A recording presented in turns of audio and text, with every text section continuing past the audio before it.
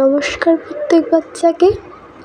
আর আপনারা যদি সরকারি স্কুলে পড়ে থাকেন তাহলে দেখবেন আমার বই যেটা রয়েছে তার 1 নম্বর পেজের অঙ্কগুলো হচ্ছে এইগুলো।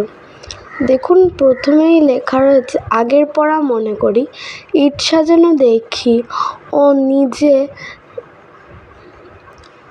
ও ইট সাজানো দেখি ও নিজে সাজাই। আমাদের বাড়ির চারপাশে পাঁচিল দেওয়া হবে। আজ সকালে কিছু ইট এনে সাজিয়ে রাখা হয়েছে। আমি ইট সাজানো দেখি ও মোট কয়টি ইটের সংখ্যা গুনি। দেখতে পাচ্ছ এখানে বলেছে ইটের সংখ্যা গুনছে সেই ছেলেটি। এখানে দেখাচ্ছে এই শাড়িতে কটি ইট আছে। প্রথমেই দেখো অ্যারো দিয়ে লেখা আছে এই শাড়িতে 5টি ইট। তারপর দ্বিতীয় শাড়িতে এই শাড়িতে 5টি ইট, এই শাড়িতে 5টি ইট এবং এই শাড়িতেও 5টি ইট। প্রত্যেক শাড়িতেই 5টি ইট রয়েছে। তারপর নিচে দেখো মোট শাড়ির সংখ্যা 4টি, প্রতি শাড়িতে ইটের সংখ্যা 5টি।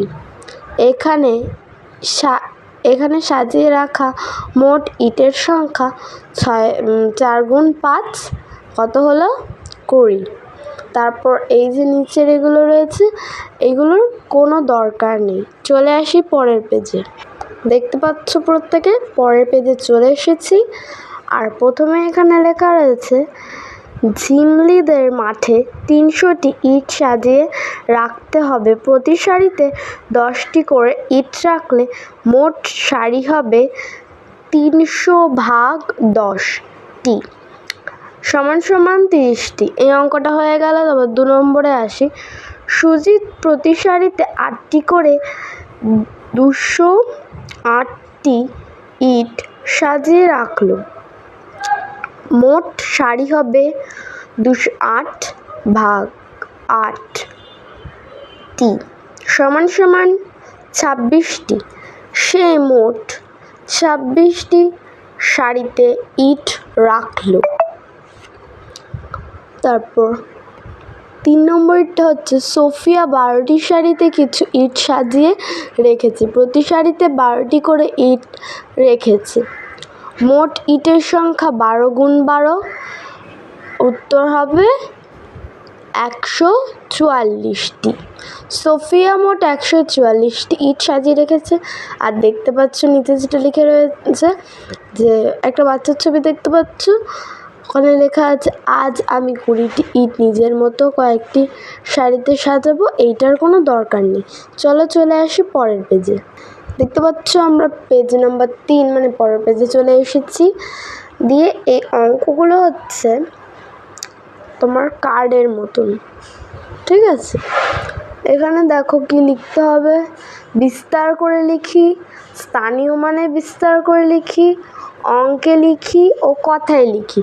প্রথমেরটা দেওয়া রয়েছে তাই ওটা আর বললাম না। দ্বিতীয়টা বলে দিচ্ছি, একটাই বলে দিচ্ছি, তা আশা করি তোমরা বুঝতে পারবে। দেখো 400 যোগ 60 যোগ 5 লেখা রয়েছে। তোমরা বুঝতে পেরেছ? কারণ এটা লেখা রয়েছে কারণ প্রথমে দেখো শতকের ঘরে লেখা রয়েছে, একদম ফার্স্টের ঘরটা 4টে রয়েছে আর শূন্য রয়েছে 2টো করে শূন্য, ওই জন্য ওটাকে 400 বলছে। দশকের ঘরে এসো, পরের ঘরে এসো, দেখো 6টা রয়েছে, একটা শূন্য রয়েছে, তার মানে ওটা 6 আর 0 8 করে দিলে 60 হবে। আর তারপর যোগ দেখো 5 লেখা রয়েছে। এককের ঘরে এসো, দেখো এককের ঘরে এসে দেখো 5টা কার্ড রয়েছে, না আছে শূন্য না আছে কিছু, ওই জন্য এখানে শুধু 5ই বসেছে। এখানে কি লেখা আছে? তারপর স্থানীয় মানে বিস্তার করে কথায় লিখিতে কি লেখা আছে? 4 শতক 6 দশক 5 একক। এটা ভালো করে বিস্তার করে লেখা হয়েছে। আর তারপর পাশে অঙ্কে লিখিতে কি লেখা রয়েছে? 465। তারপর কথায় লিখিতে কি লেখা রয়েছে? 465। আমি ঠিকই বলেছি, 465টাও ঠিক বলেছি, সংখ্যায়ও এবং কথায় লিখিতেও। চলো এবার চতুর্থ পেজে চলে আসি। চতুর্থ পেজে কিছুই না, খালি সাজিয়ে লিখতে হবে, ওই জন্য আমাদের বললাম না, কারণ এগুলো আমরা পিপি থেকে করে আসছি, পিপি 1, 2, 3তে করে এসেছি।